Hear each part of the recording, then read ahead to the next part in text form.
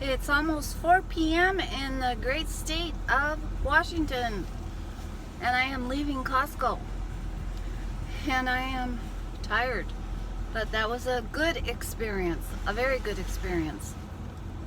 And it is almost, well, it's 98 degrees right now according to this thing in the car. That's how I tell the temperature, and with my cellular unit.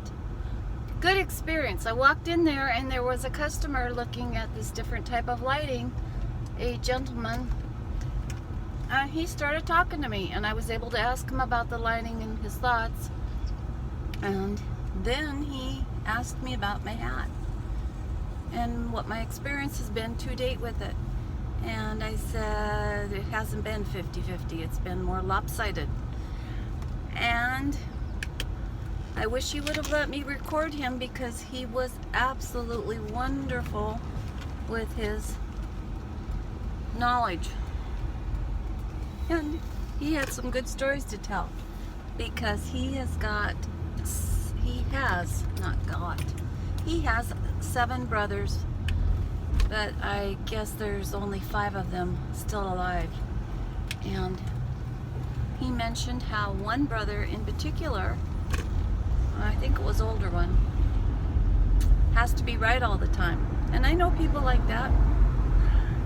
And he told me a lot. And he told me a lot about things about President Carter, and he told me about former President Obama, and he told me about lots of stuff. And then he told me that he is a Trumpian. He didn't use those words, I'm using those words. Anyway, we talked for quite a bit. Now that over there says it's not only 90 degrees, whereas the car says it's 99. Who am I going to agree with? I'm going to agree with the car because it feels terrible, but I have the AC going. So that was at least a 15-minute conversation, and when I said to him, boy, I wish I could record you, he says, oh, I don't allow that for anything. I don't do social media. And he started in about the news and what they've done, and very intelligent man. And come to find out, he was actually younger than me by 4 years. 59. Yeah, that's 4 years. But I'm going to be 64 this year. So that was a good experience. I didn't expect that, but I did get some good advice on the lighting fixture, which I wasn't really looking for, because who goes in to Costco and comes out with just the things that are on their list? I know I don't. And it's not too often I come out of there spending under $100, which this time I did. Yes, so that's even better. Now on to the other stories. I'm trying to remember. There was a lady at they're called, they got one of those little stands, and I might have to put my glasses on because my eyes hurt real bad. Problem eyes, I can see, it just they hurt. There was a lady working one of those little stands with the tested things, and she was real nice. And then she came out, and this is just one of many, so I'm gonna make this one quick because too much in one day is about probably gonna make people just about as sick as I feel about that Bill Clinton story and the blue dress and poor Monica Lewinsky. Anyway, her and I were talking, and I won't say what she was, what's that called? Demonstrating, trying to get people to sell the food. But her and I were talking, and she was still working very hard, and there weren't a lot of people customers coming by. But who should pop their head right by through a corner of the cracks after we had been talking for maybe 5 minutes, her and I? It was her supervisor, and he had his little clipboard. And as soon as he peeked his head up, and he did it sneakily from this corner area, zipped her mouth up real quick, and I said, maybe I'll come back. Because she was like, there's more here. She said it like, there's more here if you want to try some more. And I thanked her and all that. And as I walked away, please don't pull out and hit my car. This is my lane. You stay in your lane. As I walked away, I could hear her talking to him. And he's looking at his clipboard and he's checking some things. And I hope she doesn't get in trouble. Because she didn't do anything wrong. She was being social. And that was nothing wrong with that. Now, then, shortly thereafter, and I can't say elderly because I am elderly. There was a gentleman that passed by me, and I figured he was older than me. Very thin, tall man. As he walked by me, quietly, he whispered, "I like your hat." And I said, "Thank you." And I thought that was nice. But at checkout there at Costco, I don't think the cashier liked my hat. And then at the kiosk, they're too busy to notice, but the people waiting there, they don't want to look at me. And then on my way out, and as they're checking your receipt, there was a customer in line on his way out, and here I'm going to use the term elderly gentleman, and he said, I don't know if he said he liked my hat, exactly what he said, but he made it known that he approved of it, and he talked about the nonsense that has happened because of someone just wearing a hat. And he had some good points to make, and I can't remember everything at this moment, so I will spare you. Yes, and he had some very good points to make though, and he brought up something that I didn't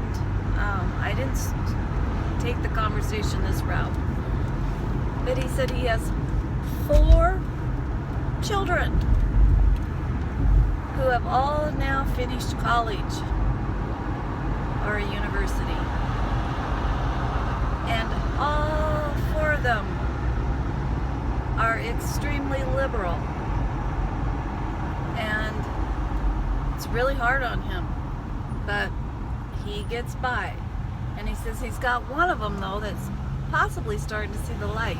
Though that's my words. But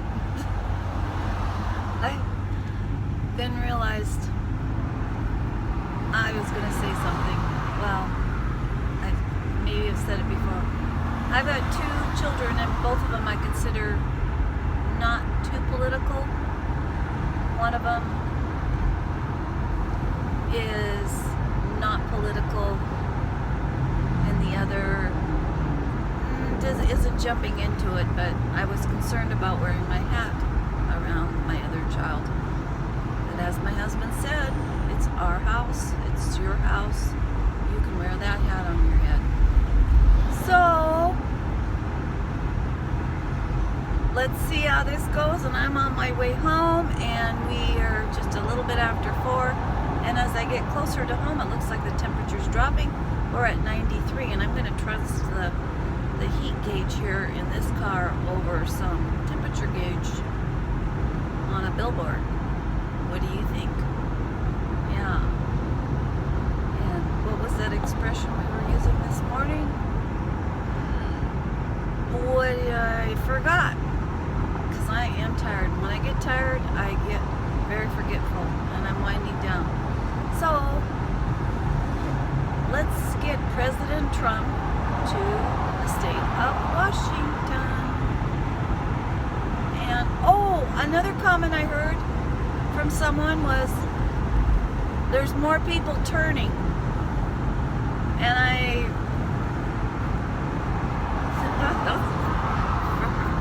and because I'm getting tired, first thing I'm thinking of is somebody turning circles, but no, I know what They meant more people turning from what they would normally go vote for and turning towards a vote for President Trump, because they are watching the news and they are seeing this stuff. And people are smarter than those news channels think they are.